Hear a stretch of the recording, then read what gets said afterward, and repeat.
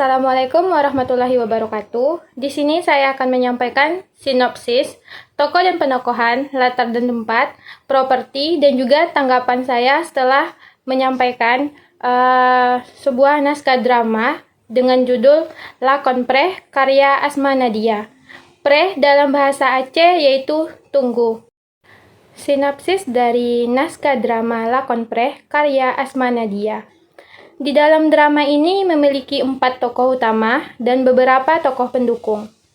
Drama ini berlatar belakang di sebuah rumah di Kampung Kaju. Kaju merupakan sebuah nama desa yang ada di kota Aceh dan menceritakan tentang peristiwa yang terjadi di Aceh pasca tragedi tsunami. Ada sebuah keluarga yang terdiri dari Mak, Bibah, Limah, dan juga Cutbang. Pasca tsunami, tak ada kabar lagi mengenai Cutbang yang tak lain adalah anak pertama emak dan meninggalkan Mak, Bibah, dan juga Limah, anak bungsu emak. Mak yang setiap hari hanya bisa duduk di atas potongan kayu yang disusun sebagai kursi, bermimpi dan memikirkan nasib anak laki-lakinya itu dari jauh. Tidak ada yang tahu tentang Cutbang, apakah dia masih hidup atau sudah mati. Meski semua orang mengungsi, keluarga kecil itu tetap berdiri teguh menunggu kabar dari teman Limah, yaitu Zain, yang siap membantu mencari Cutbang. Mak dan Limah dengan sabar menunggu kabar dari Zain. Tapi tidak dari Bibah, kakak perempuan Limah. Bibah selalu ingin segera pergi ke pengungsian ke tempat Nurdin, sang pujaan hatinya. Beberapa kali Bibah memaksa Limah untuk pergi. Namun, Limah dengan sabar menyuruh kakaknya untuk tinggal di Kaju 1 atau 2 hari lagi untuk menunggu kabar dari Zain.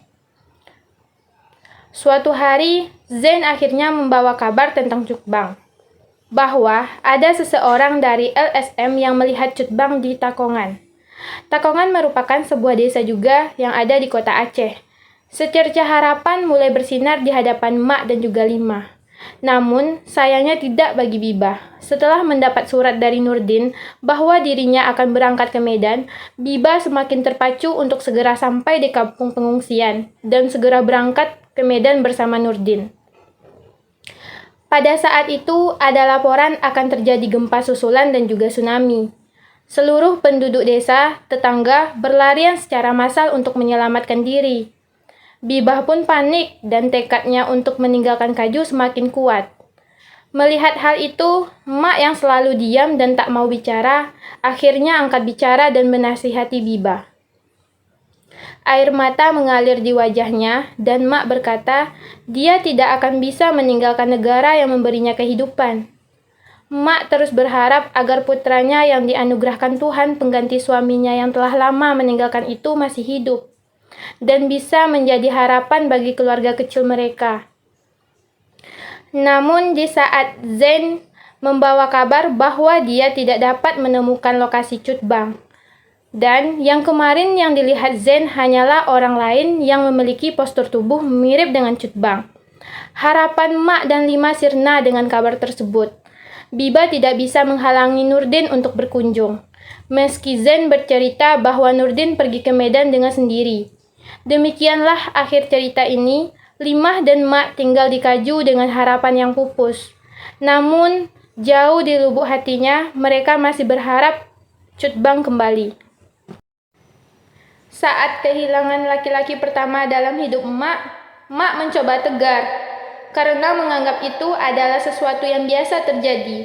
Toh, laki-laki itu sudah menurunkan Mak seorang laki-laki lagi dan juga 2 anak perempuan.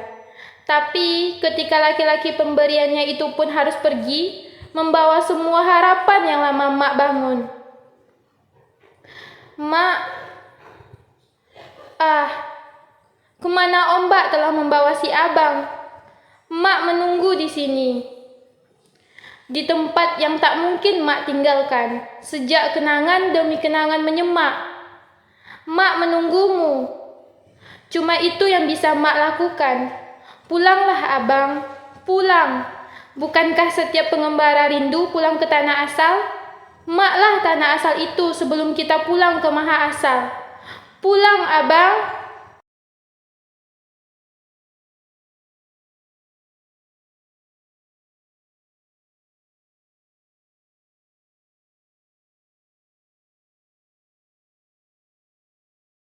Kalau begitu, sampaikanlah dengan caramu bahwa saya tak bisa terus menunggu. Apalagi jika tak jelas sampai kapan harus menunggu. Bisa gila saya kalau menunggu terus. Orang-orang harus berusaha mengubah keadaan, bukannya diam. Apa tak lihat orang-orang yang mengungsi? Bahkan Haji Leman yang kaya, punya emas yang besar, dan kemana-mana selalu berkendara. Saya dengar rela tidur berhimpit-himpitan di tempat pengungsian. Ini malah, pokoknya saya tidak bisa terus larut dalam kesedihan. Saya harus pergi. Tokoh yang ketiga, Limah. Anak bungsu Mak yang berusia 25 tahun. Limah memiliki watak yang sabar, perhatian, sangat dekat dengan Mak. Limah memutuskan tetap bersama dengan Mak, kembali ke kampung mereka Kaju, agar Cutbang bisa menemukan mereka jika sewaktu-waktu pulang. Kadang hatinya pun ragu untuk menunggu Cutbang, tergoda ingin kembali mengajar di madrasah yang sekarang banyak di pengungsian. Tapi dia berusaha melakukan dan mendahulukan kepentingan Maknya. Watak tokoh Limah dapat dilihat pada bab 4 dalam kutipan. Limah menatap kepergian Bibah seikhlas. Lalu dia duduk termenung di bangku depan rumah.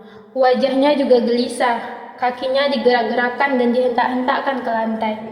Ia tampak termenung beberapa lama dan bangkit dari duduknya, dan lalu berjalan ke tempat duduk Mak yang biasanya. Dan ia pun duduk di situ, matanya menerawang ke depan, gelisah. Dalam hati dia pun ragu, Cutbang masih selamat. Kalau Cutbang sudah tiada, apakah mereka masih terus menunggu di Kaju ini? Di dalam hatinya, dia sangat ingin mengajar di madrasah di tempat pengungsian. Tetapi, ia juga tidak bisa melukai hati Mak. Tokoh yang selanjutnya, Zain, berusia 25 tahun. Aktivis LSM, sahabat Cutbang, yang secara rutin datang dan mengabarkan kabar yaitu tentang Cutbang. Wataknya baik, perhatian, beragu atau sungkan dengan perempuan. Diam-diam ia menaruh perasaan pada Limah. Itu juga menjadi alasan lain kenapa Zain rutin datang dan membawakan sedikit bantuan kepada keluarga Limah, dan mau bercapek-capek mencari Cutbang, meskipun dia sudah tak tinggal di kampung mereka lagi. Watak tokoh Zain dapat dilihat pada kutipan berikut. Mak jangan banyak pikiran. Saya akan cari terus sampai ketemu. Kalau Mak butuh sesuatu, bilang saja, biar Zain yang mengusahakan.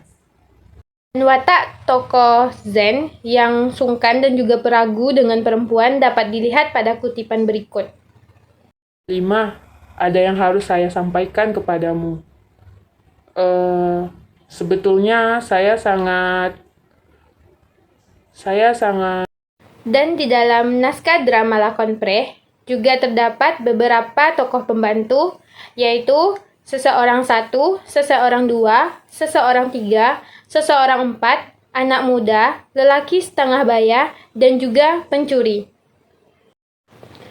Yang selanjutnya yaitu latar tempat, waktu, dan juga suasana dalam drama lakon Preh. Dalam drama lakon Preh ini berlatar tempat di sebuah kampung Kaju. Kaju merupakan salah satu nama desa yang ada di kota Aceh. Untuk latar waktu dalam drama lakon Preh ini ada siang, pagi, dan juga malam hari. Latar suasana di dalam drama lakon Preh, suasananya sangat menguras emosi dan juga banyak kesedihan yang ada di dalam drama lakon Preh. Di dalam drama lakon Preh ini, suasana yang sering dilihatkan adalah suasana yang sangat menegangkan antara tokoh Limah dan juga tokoh Bibah yang saling bersiteru antara satu pendapat dengan pendapat yang lainnya. Seperti dan juga pencahayaan dapat dilihat pada babak 1, tetes-tetes hujan perlahan menghilang. Lampu dimulai dari area tokoh Mak yang sedang duduk di tumpukan kayu-kayu di area panggung kiri depan, sampai kemudian melebar ke area permainan yang lain. Di panggung bagian tengah belakang, terlihat sebuah rumah sederhana. Di depan rumah bagian kanan, terdapat sebuah bangku panjang yang sudah rusak, tapi masih bisa digunakan untuk duduk.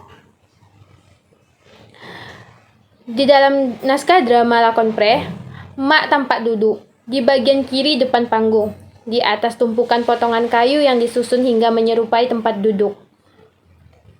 Wajah Mak terlihat sedih. Pandangannya lurus ke depan. Dari dalam rumah terdengar teriakan pertengkaran antara Biba dan juga Limah. Untuk properti yang digunakan oleh toko, yaitu toko Mak, biasanya toko Mak memakai kerudung. Begitu juga dengan toko Biba dan juga Limah, juga memakai kerudung untuk wanita yang hidup di daerah Aceh. Selanjutnya, properti panggung. Biasanya di dalam properti panggung, setelah membaca naskah drama lakon pre, bisa kita lihat bahwa di sana ada sebuah tumpukan kayu yang ditumpukan membuat sebuah kursi yang bisa diduduki. Walaupun dalam keadaan kayu yang sudah jelek atau rusak, tetapi masih bisa diduduki. Dan untuk properti yang selanjutnya, ada rumah kecil yang bisa ditinggali oleh keluarga kecil Mak, Biba, dan juga Limah. Dalam naskah drama lakon pre, untuk pencahayaan, dalam suasana yang menegangkan, cahaya bisa disorot kepada tokoh yang sedang bersiteru atau sedang bersitegang dengan tokoh lainnya. Dan pencahayaan bisa meredup ketika suasana mulai mencair dan mulai mereda. Untuk cahaya yang meredup, itu bisa dilakukan ketika pertengkaran antara tokoh satu dengan tokoh lainnya. Apabila pertengkaran tersebut sudah sedikit mereda, maka di situ pencahaya juga bisa sedikit mereda. Dan di saat keadaan malam hari, pencahayaan bisa diminimalisir seperti hanya menyoroti tokoh yang sedang berbicara. Pencahayaan selanjutnya yaitu seperti cahaya kerlap-kerlip yang menirukan bentuk kilatan dan disusul dengan properti seng yang diadukan bisa menghasilkan bunyi petir yang sangat menggelegar. Selanjutnya yaitu tanggapan saya setelah membaca naskah drama lakon pre ini. Drama ini cukup menarik dengan peristiwa-peristiwa yang kadang membuat saya ingin meneteskan air mata. Apalagi pada babak 5 ketika Mak marah sekaligus menasihati si Biba perihal untuk tidak meninggalkan tanah yang telah memberi mereka kehidupan. Saya sempat hanyut di dalam cerita yang lebih banyak menggambarkan tentang kesedihan. Bagaimana tidak, terlihat jelas kesabaran Mak maupun Limah dalam sebuah penantian yang tidak pasti. Betapa seorang ibu begitu menyayangi anaknya dan mengkhawatirkan keadaan anaknya ketika ia tak ada di sampingnya. Meskipun kadang saya bertanya-tanya tentang bahasa yang tidak saya mengerti. Bahasa yang tidak saya mengerti maknanya karena drama ini sedikit banyak menggunakan bahasa masyarakat Aceh. Namun secara keseluruhan saya menyukai jalan cerita dari drama ini. Akan lebih bagus lagi jika saya bisa melihat langsung drama ini di atas panggung. Selanjutnya yaitu hal yang berkesan bagi saya setelah membaca naskah drama lakon pre ini adalah hubungan antar peristiwa yang saling berkaitan. Asma Nadia sangat terstruktur dalam menjelaskan naskah drama ini. Begitu banyak kesedihan yang tertampung dalam naskah drama ini. Dan juga dalam naskah drama ini kita juga bisa mengambil pelajaran bahwa jangan terlalu terburu-buru mengambil keputusan. Dan juga bisa dilihat dalam naskah drama ini begitu banyak pengorbanan seorang ibu terhadap anak-anaknya. Naskah drama ini sangat bagus untuk dibaca oleh pada kalangan remaja dan juga orang dewasa. Bye-bye!